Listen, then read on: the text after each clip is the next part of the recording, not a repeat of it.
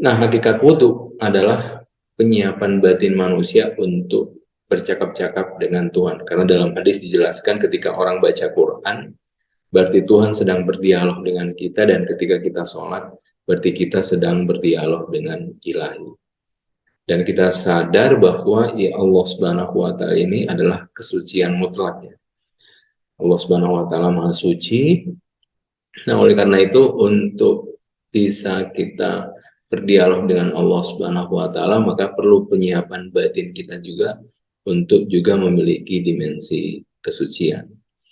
Nah, gambaran wudhu ini kira-kira digambarkan sebagai satu penyiapan diri, bagaimana batin kita punya kesiapan untuk berdialog dengan Allah Subhanahu wa Ta'ala. Dan ini menurut saya sesuatu yang luar biasa ya, hadis ini yang menjelaskan bahwa ketika kita sholat, kita sedang berdialog dengan Tuhan. Dan kalau kita masuk dalam tradisi semua agama, di situ kita melihat banyak hal-hal yang selalu dikaitkan dengan bagaimana seseorang berdialog dengan Allah Subhanahu wa Ta'ala. Bahkan ada bukunya, Dialog with God, itu adalah salah satu buku. Dan yang menarik menurut saya karena ada hadis seperti ini, bahwa ketika kita sholat, kita sedang berdialog dengan Allah Subhanahu wa Ta'ala. Nah, cuma mungkin kita fokusnya adalah seperti yang kita bahas sebelumnya, ketika kita sholat, kita tidak punya usaha untuk menyatukan diri. Di dalam batin kita kan banyak hal ya. Kita punya hati, kita punya imajinasi, kita punya akal, kita punya pikiran, kita punya waham, dan seterusnya. Ada banyak hal. Dan ketika kita sholat, seluruh yang kita miliki itu punya dimensinya masing-masing. Nah, ketika kita sholat sebenarnya itu menyatukan kembali, karena dia fokus kepada satu titik, yaitu Allah Subhanahu wa Ta'ala. Jadi kalau kita memanfaatkan dengan baik, insya Allah efeknya nanti setelah sholat itu juga seperti kita menyatukan diri kita, yang kalau di luar sholat kita kemana-mana, pikiran kita ke sana, hati kita ke sini, khayal kita ke situ. Tapi ketika sholat, kita berusaha untuk menyatukan kembali seluruh yang kita miliki untuk senantiasa tetap fokus kepada Allah Subhanahu wa Ta'ala, dan itu kemudian menghasilkan satu dimensi kekhusyuan. Dan kita harus secara lahir ya, bukan secara batin, bahkan secara lahir pun kita bisa memanfaatkan sholat itu sebagai satu bentuk dialog kita kepada Allah Subhanahu wa Ta'ala sebenarnya. Jadi, dan itu akan membantu kita untuk kembali menyatukan dimensi kita, untuk menyatukan segala apa yang kita miliki untuk tetap fokus pada Allah Subhanahu wa Ta'ala. Jadi menurut saya ini satu ruang dialog kita kepada Tuhan yang jarang kita manfaatkan, yaitu ketika kita melaksanakan sholat kepada Allah Subhanahu wa Ta'ala.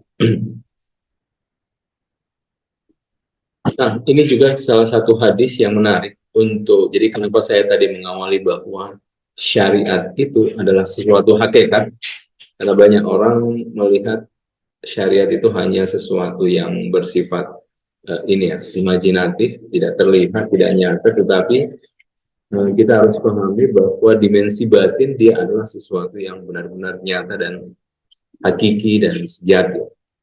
Makanya ini salah satu hadis jelaskan bahwa ini makna ma'rifat ya. Setiap tetesan air wudhu itu akan tercipta malaikat-malaikat.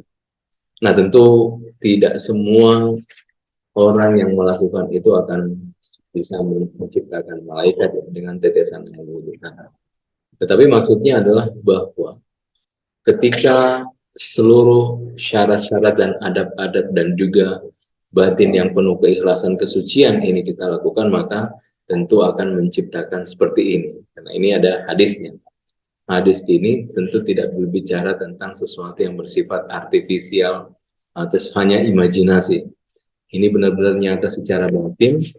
Nah, tentu dengan syarat-syarat tertentu sehingga itu terjadi. Jadi kuncinya di sini adalah bagaimana si orang yang berwudu ini punya keikhlasan yang luar biasa. Dengan keikhlasan itulah kemudian dia bisa mengkerek sesuatu dari air wudhu tadi. Dan ya kalau kita tidak memaknainya secara hakiki bahwa kita syariat itu punya dimensi yang nyata, yang hakiki, mungkin ya, hadis-hadis seperti ini akan dinafikan oleh orang. Karena seperti satu khayalan ya. Kok bisa sih air wudhu tetesannya itu jadi malaikat seperti itu. Tapi kalau kita melihat bahwa syariat adalah sesuatu yang bersifat batin dan nyata, dia punya hakikat sebagaimana sesuatu yang nyata kita bisa saksikan dengan jelas, maka insya Allah kita akan melihat ini sebagai sesuatu yang memiliki dimensi hakikat. Tapi seperti yang tadi dijelaskan, ketika wudhu itu memang syarat-syaratnya terpenuhi. Ada dimensi kesucian di dalamnya, dan juga ada dimensi keikhlasan. Dan itu insya Allah akan tercipta seperti itu. Makanya dalam hadis lain juga dijelaskan bahwa jumlah malaikat itu melebihi dari jumlah manusia yang ada, gitu kan. Biasanya kalau kita ini kan pahami bahwa setiap makhluk itu ada urusan-urusannya kan, ada urusannya, dan setiap urusan itu pasti di situ ada malaikat. Karena jumlah malaikat itu melebihi dari jumlah wujud yang ada di bumi ini. Seperti itu, karena setiap urusan itu ada malaikatnya, seperti itu. Wallahu alam. Ini kita menghubungkan ini dengan dimensi batin. Nah, ini juga salah satu hal yang penting. Kebanyakan laku-laku para nabi itu menjadi syariat. Saya Nabi Ibrahim itu menjadi haji, itu kan syariat haji, tawaf, sa'i, itu adalah laku-laku yang dilakukan oleh Nabi Ibrahim. Nah, ini juga terkait dengan peristiwa Adam dengan iblis. Jadi ketika pertama kali iblis, Tuhan mengatakan, wahai Adam, jangan la taqrabu hadhihi syajarah, jangan dekati pohon ini. Nah, kemudian iblis datang melihat, coba lihat pohon itu, gitu kan. Jadi waktu iblis mengatakan itu, dan kemudian wajah Adam melihat pohon itu. Lalu kemudian dia melangkah, lalu dia petiklah buah itu. Jadi melihat dengan wajah, memetik dengan tangan, melangkah dengan kaki, sehingga ada 4 bagian tubuh yang wajib untuk kemudian terkena air. Jadi ini menjadi syariat bagi kita.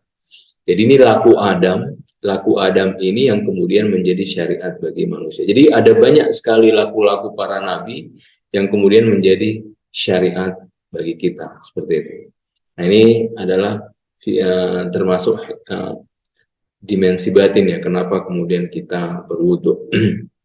Termasuk adab-adab wudhu, misalnya kita membersihkan mulut, karena mulut inilah yang digunakan pertama kali ketika dia berdialog dengan iblis dan seterusnya. Kira ini simbol-simbol yang memiliki makna batin. Jadi simbol kita bersuci.